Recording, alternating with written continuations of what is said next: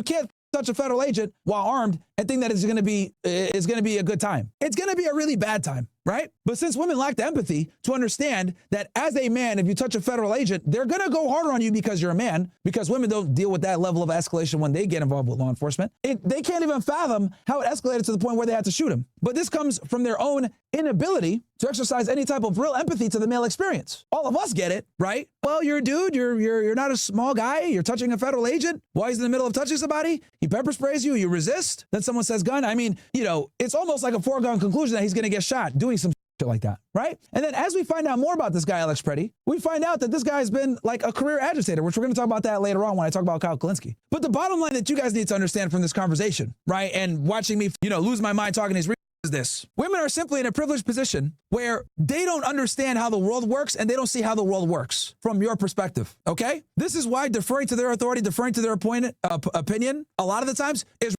okay? It just is. Not just with attracting women and worldviews and all this other shit, but the problem is that most women live life, their life experience is from a limited purview on easy mode, which does not match your non-limited, super hard mode existence as a guy. There are certain opportunities and things available to females that will never be available to you as a man, okay? And I don't think women consciously understand this a lot of the times. They think that a lot of the opportunities and benefits that they have, men also have. But what they don't realize is feminism, okay, was at first about equality. But what it's become now is about superiority. Because now women have more rights and privileges than men do, okay? I can't think of one right or privilege that men have that women don't, okay? But I can think of a bunch of privileges and rights that women have that men don't. Women don't have to sign up for the selective service, yet they can vote. There's a bunch of scholarships out there and or DEI practices that push female candidates to the top of the line, whether they're qualified or not. Women have 100% autonomy when it comes to reproduction. Men have no reproductive rights in America, or the West for that matter. Hell, in some countries like France, the man can't even determine paternity. It's illegal. So we've overcorrected the patriarchy to the point where we now live in what I call a soft gynocracy that is run by men, right, on paper, but these men have a woman's first gynocracy mindset in mind, okay? Men,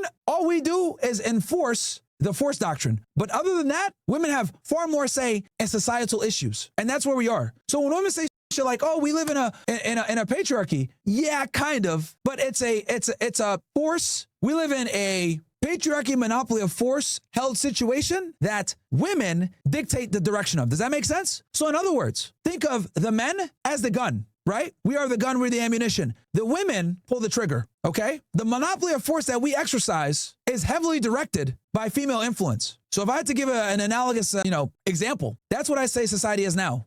If you like these videos, like and subscribe, and if you want to create videos for yourself, try Opus Clip, link in bio.